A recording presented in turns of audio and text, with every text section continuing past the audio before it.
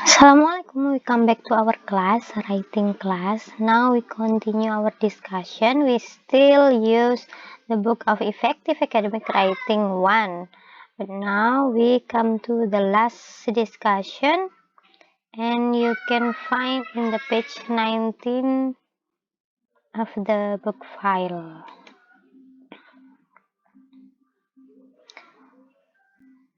So the last discussion is about the concluding sentence.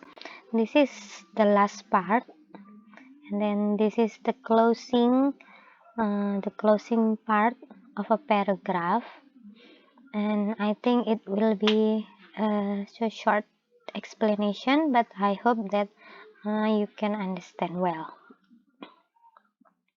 So the concluding sentence, the concluding or final sentence of a paragraph usually reminds the reader of the topic and controlling idea of the paragraph. The concluding sentence restates the main idea. From this definition, we can understand together that in concluding sentence, actually this is the last part of a paragraph, but the function of the sentence to remind the reader about the topic and the controlling idea of your writing. And usually the concluding sentence restates or tell again about the main idea. So maybe in our writing we have written the topic sentence, and then we complete with supporting sentences, and then we close the writing with concluding sentence. And the function, of course, not only for closing our writing, but also to remind the reader about the topic and the controlling idea of our paragraph. And then usually it tells again the main idea. So for example, we can see together here the topic sentence, I love the color red. So we can write the concluding sentence like this. I like to live life in a strong way, so I think I will always admire the color red. So I will also explain in Bahasa Indonesia. So the topic sentence-nya dicontohkan I love the color red seperti ini ya. Kemudian concluding sentence-nya kita bisa baca bersama-sama seperti ini. Intinya concluding sentence hanya mengingatkan kembali kepada pembaca kita tadi menuliskan topik sentence apa sih. Kemudian dengan kalimat yang mirip tapi dengan ide yang sama kita menuliskan kembali topik sentence itu. Jadi di awal topik sentence-nya I love the color red. Kemudian kita menuliskan pada bagian terakhir atau concluding sentence-nya, tentunya setelah menuliskan beberapa supporting sentences ya. Kemudian kita menuliskan concluding sentence-nya seperti ini. I like to live life in a strong way, so I think I will always admire the color red. Nah, di topik sentence kita menemukan love. Sedangkan di concluding sentence kita menemukan kata admire. Nah, walaupun kata yang digunakan ini berbeda, tapi mereka mempunyai makna yang mirip atau sama. Nah, jadi tetap intinya penulis ini menyukai warna merah seperti itu. Tapi concluding sentence ini menuliskan main idea yang dicantumkan pada topik sentence dengan kalimat yang lainnya, tapi ide yang disampaikan sama seperti itu. Kemudian ada penjelasan lagi di bawahnya. In addition to restating the main idea, the concluding sentence may. Nah, 1, 2, 3. Ada 3 pernyataan di situ. Jadi sebagai tambahan, selain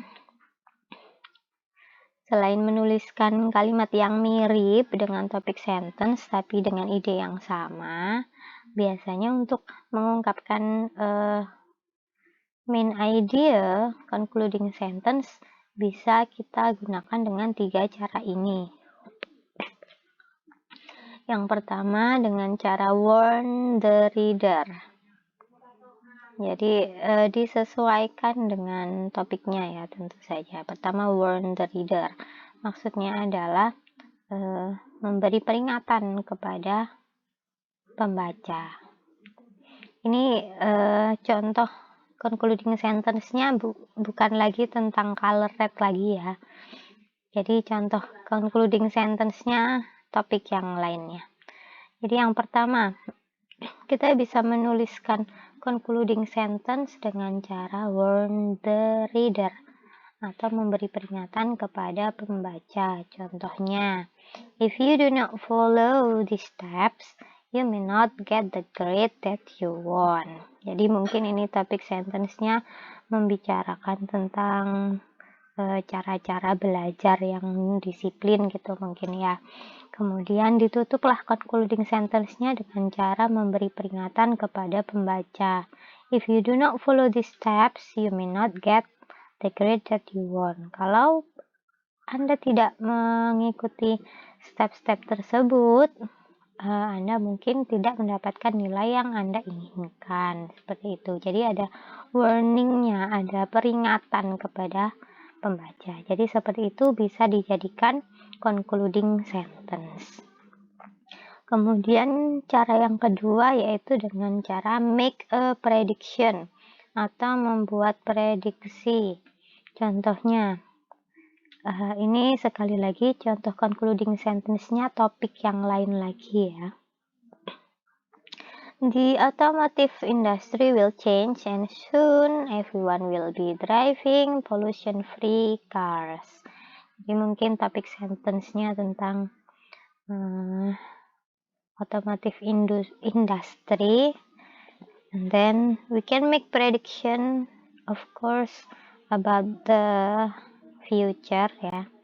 Jadi boleh membuat concluding sentence dengan cara membuat prediksi di masa depan dari topik yang kita cantumkan, kemudian supporting sentence yang sudah kita tuliskan, kemudian ditutup dengan membuat prediksi. Contohnya seperti ini. The automotive industry will change and soon everyone will be driving pollution-free cars. Jadi industri otomotif akan berubah dan kemudian orang-orang akan mengendarai mobil yang bebas polusi seperti itu. Kemudian cara yang ketiga adalah dengan give an opinion about the topic. Jadi kita bisa menutup paragraf kita dengan concluding sentence yang memberikan opini tentang topik yang sudah kita jelaskan. Contohnya, some people might disagree, but I think lamb is the best meat for grilling. Jadi mungkin ini membicarakan tentang macam-macam daging untuk dikonsumsi seperti itu ya. So, ditutup, kemudian tulisan tersebut ditutup dengan opinion dari penulis.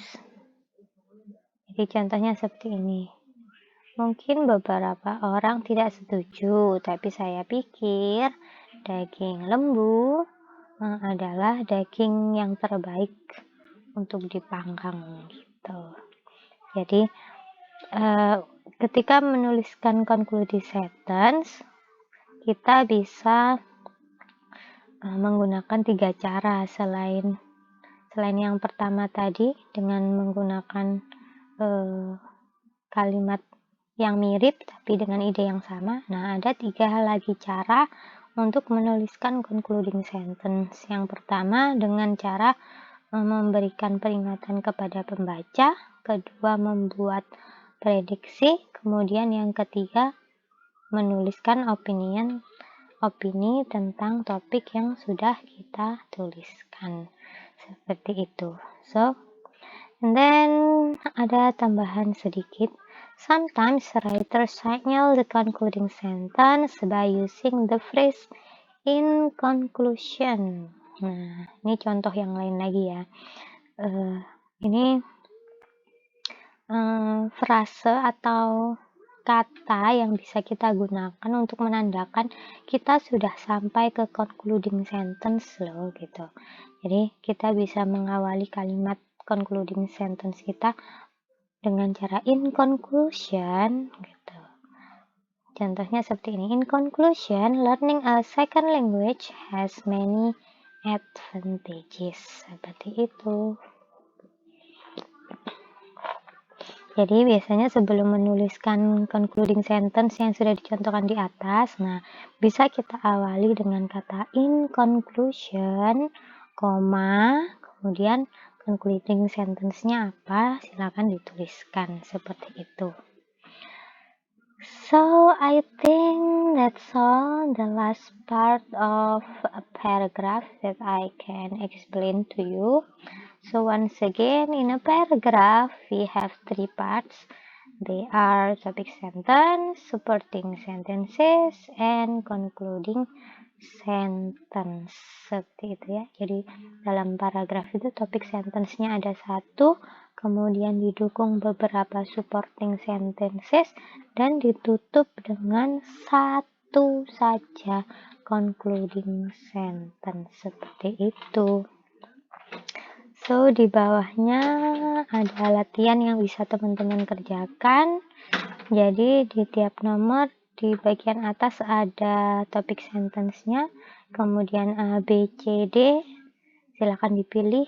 CS, dicontohkan nomor 1, CS di sini adalah concluding sentence, sedangkan SS adalah supporting sentences. Jadi, bisa teman-teman coba untuk menentukan supporting sentence dan concluding sentence. Well, thank you so much for listening my explanation. Good luck for your midterm test next week. I hope that you can prepare it well. And once again, I remind you that our focus for writing for this semester is writing 1 paragraph only. Jadi fokus pada menuliskan 1 paragraf saja. Jadi next time in midterm test, I will give you a topic and then please make this topic become a paragraph. Remember to write the topic sentence, supporting sentences, and also concluding sentence. So once again, thank you so much for listening my explanation. I'm so sorry for any mistake. See you. Stay safe, stay healthy. Last I say, wassalamualaikum warahmatullahi wabarakatuh.